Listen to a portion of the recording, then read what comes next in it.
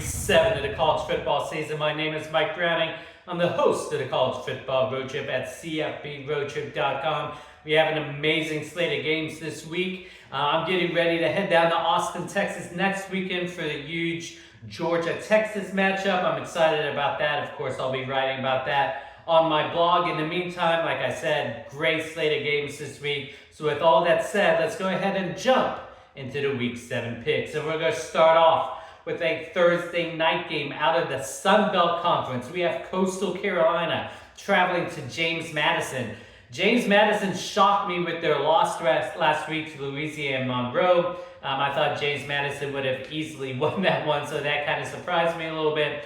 Both of these teams are 4-1 on the year. Coastal had a loss earlier in the season to Virginia. That's an understandable loss, although Virginia did kind of blow them out a little more than I thought they would have. This is a huge matchup for the Sun Belt. James Madison really can't afford a second loss this early in the season, and Coastal Carolina wants to keep the momentum going.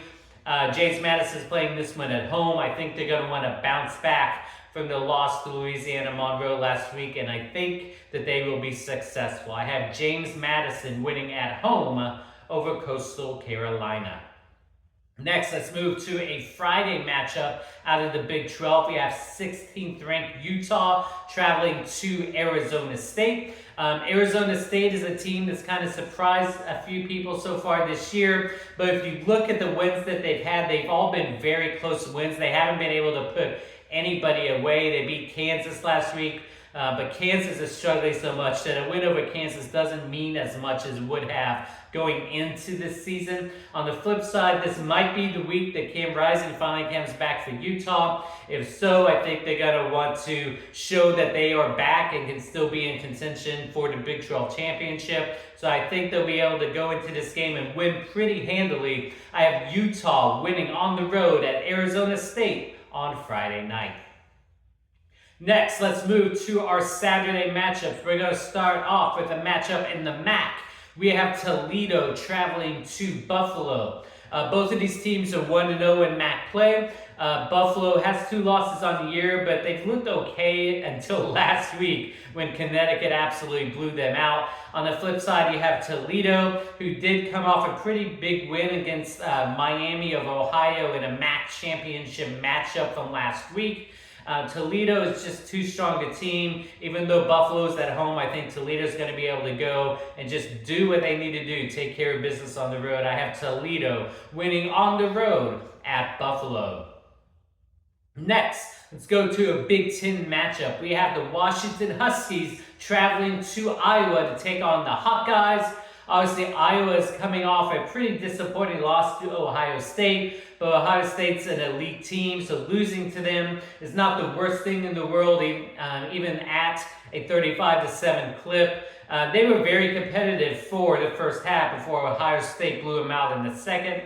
Washington, on the flip side, is coming off a big win against Michigan. But again, Michigan definitely is not the same team that won the national championship last year. And Washington has struggled in a couple games so far this year. Iowa's going to want to bounce back. Iowa is the home team in this one. This will be very competitive. I think it will easily go into the fourth quarter. But I think Iowa's going to find a way to pull it out at the end. I have Iowa winning at home over Washington in Big Ten play.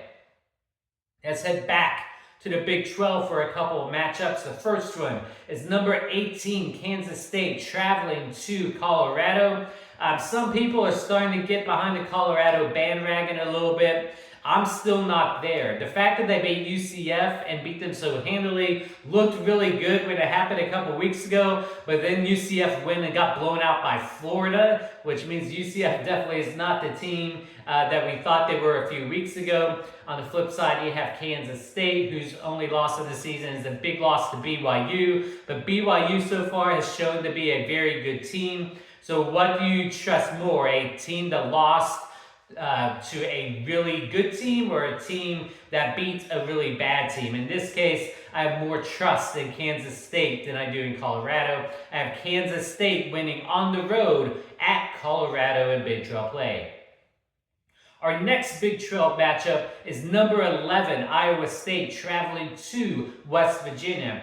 Iowa State has had a great year this year so far. Obviously, they're number 11 in the country. They're undefeated so far.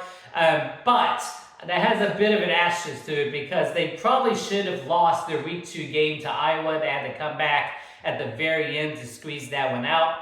On the flip side, you have a West Virginia team that absolutely got blown out to Penn State in Week 1 and then lost a close one to Pitt, where Pitt came back at the last second to score the upset win. But they have looked really good the last couple of weeks. I think West Virginia is for real and will be competing for a spot in the Big 12 championship by the time the end of the season comes around. The fact that they are the home team in this one, the fact that they had the momentum behind them, I think the Mountaineers are going to be able to pull off the upset over the Cyclones. I have West Virginia winning at home over Iowa State. Our next matchup is another Big Ten matchup. We have number 4 Penn State traveling to USC. Penn State has had a great season so far. They've risen to the top of the Big Ten. They're number 4 in the country. They've kind of replaced Michigan as that team that has a good chance of competing with Ohio State. They're traveling to a USC team that is still struggling, that lost at Minnesota last week. You can't lose to Minnesota and try to be competitive in the Big Ten. There's just a lot of things going on at USC that makes it confusing. They'll look good one week, a good one drive, and then look horrible the next drive. Penn State just has a lot of momentum. This will be close for a half, but Penn State will pull away in the second. I have Penn State winning on the road at USC in Big Ten play. Next, let's go to what is now an SEC matchup for the first time. Coming to you from Dallas, we had the Red River Shootout between number 1 Texas and number 18 Oklahoma. This is always an intriguing matchup. You had Oklahoma that pulled off the big come-from-behind win last year, but they've struggled so far this year. They had the loss to Tennessee 3 weeks ago. You had them have to come from behind at Auburn 2 weeks ago. On the flip side, you have Texas, who's just pretty much dominated in every matchup that they've played so far. They really haven't had a strong strength of schedule to this point. Again, their win over Michigan doesn't look nearly as good as it does when they actually beat them a few weeks ago. So the question is Texas for real? And can Oklahoma, after their bye week this week, be able to put anything together on the offensive side of the ball? The Oklahoma defense can keep them in this game, at least for the first half, but the Oklahoma offense has to do something, and honestly, I don't think they'll be able to do it. This will be close for a half.